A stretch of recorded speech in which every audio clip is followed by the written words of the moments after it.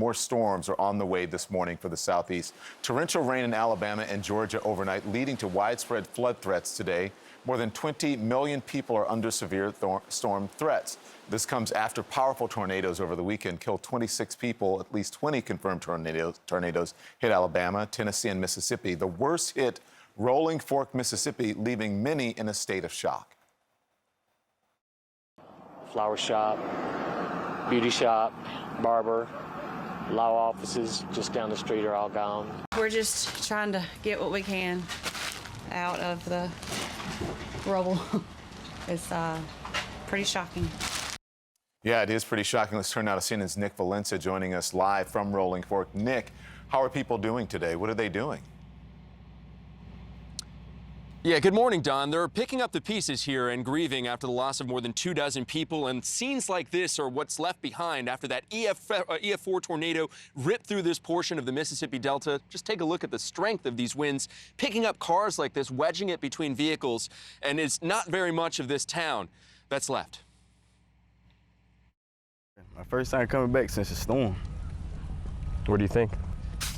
Just blessed to be alive. As the massive EF4 tornado headed towards his Rolling Fork apartment, Antoine Jones, a local police officer, took cover with his girlfriend in their bathroom tub. The bathtub left from over us, and the storm actually placed us down where the bathtub was originally. I mean, you have to think that this is maybe the end for you. You're up in the air, you're floating around. Yes, sir. We thought we was gonna die. We thought we was gonna die. Miraculously, both survived with just a few scratches. Then Jones, who was born and raised in Rolling Fork, put on his uniform and went to work. Once I realized that I was okay, it was time to get into the first responder mode. A few blocks away, we meet Amanda Kelly and her boyfriend Scotty. In February, she says, she was diagnosed with spinocerebellar ataxia, a Parkinson's-like condition that affects her ability to walk and talk. And now this. If it was not for Scotty and God, I wouldn't be here. There is no doubt. Because I wouldn't have been able to get from my room to the hallway by myself, and I wouldn't have been able to hold myself down. You were getting blown away? I was literally getting sucked up. We both were. Kelly lost both her walkers in the tornado, along with so much else. But like many here in Rolling Fork, their material possessions are meaningless to them, given the fact they survived when so many didn't. The house went to shaking, and I said, yeah, it's really serious this time. For 65-year-old Elijah Washington, this is the third tornado he survived. This one, he says, was by far the worst. Through a smile, he says he's lucky. In this devastated mobile home park, where eyewitnesses tell CNN several people died, Washington says he was one of the few of his neighbors who had home insurance. I heard somebody moan and said a stick through somebody's head, a couple of legs broke, you know, and stuff like that. So. And here you are with just a scratch on your finger. Yeah, a scratch on my finger and walking around. I walked out of here last night. It's just amazing. Amazing is one word for it. Antoine Jones would rather see his story of survival as a sign from God, and he says he's going to listen. That was your girlfriend that you were in the tub with? Yes, sir. So you got to get married now, you know that, right? Yes, sir, it's coming. Yes, sir. I can't let it go. And many people are holding each other extra close this morning after what they went through. Last night, another round of severe weather was like salt in the wounds here, Don. And looking at scenes like this, you could tell it's going to take a long time before things get back to normal. Don? Just devastating. Nick Valencia on the ground for us in Rolling Fork. Thank you, Nick. So joining us now, Rolling Fork Vice Mayor LaDonna Sias, and her own home was destroyed in the tornado. Mayor, I'm so sorry. Thank you. Thank you. How are you holding up? We're holding up as best we can based on the circumstances that we're in. Yeah. How do you even begin to recover right now from devastation like this? I'm looking behind you, and this is just a small portion of what happened. Right. It's really hard. It's really hard. You're trying to keep it together for yourself and for others.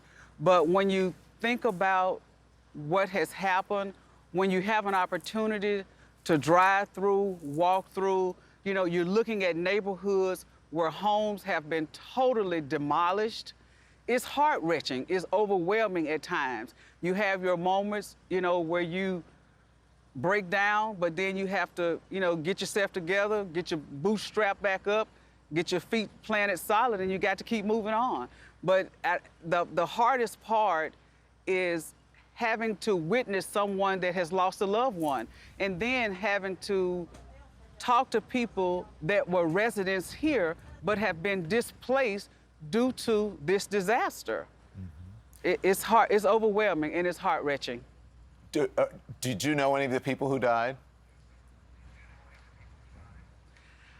Yes, I did. I'm actually waiting on a list. I have asked my counterparts, other aldermen, and he's actually willing to meet. We're meeting this morning, sometime this morning, he and I, I've asked for a confirmed list. That's what we need, a confirmed list of people that were killed during this tornado. So I will be meeting with Alderman Stewart this morning, and so we'll be trying to get a confirmed list of those people that were killed in the tornado.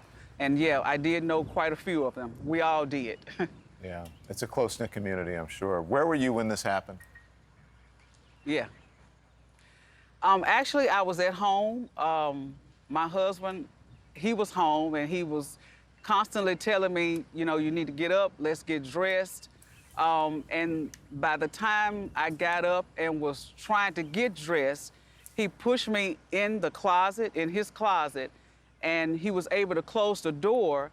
And the minute he closed the door, the force jammed the door, and he was just constantly trying to hold the door so it wouldn't come open, and you could literally hear the house ripping apart.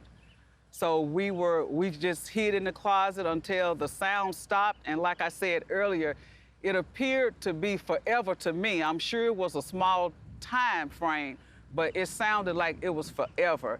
And it sounded like a tornado, a train. It sounded like a train was coming through. And at that point, he said, it's hitting. And we could hear the pavilion coming apart. We could hear the house coming apart.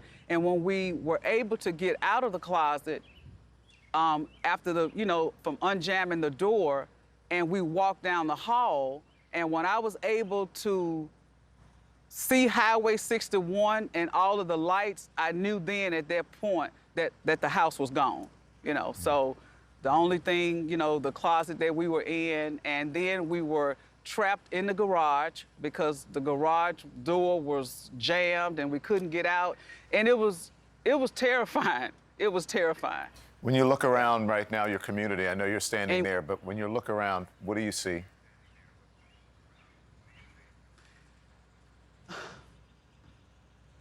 Homes that were homes, structures that are totally demolished, totally demolished. Everyone on this street, on this end of the street that we're on, has been displaced. I mean, there's nothing here. There's nothing here but a lot of wood, bricks, and rubbish. There's nothing here. Homes have been totally flattened, a lot of limbs down, a large debris, trees pulled up from the ground on top of rooftops and windows broken out, vehicles totally shattered, turned upside down. It's horrible. And where I'm actually standing, this couple that lived here knew them very well. The next family, people lost lives on this street, and how can you rebuild or come back from that, from a family? All of the materialistic things can be replaced, but to lose a life, that's unreplaceable. You can't replace that, and it's devastating. It's devastating. Vice Mayor, we're thinking about you, and we hope you get the resources that you need, and you guys, please take care of yourselves, okay? Be well, and we appreciate you joining us. Thank you so much.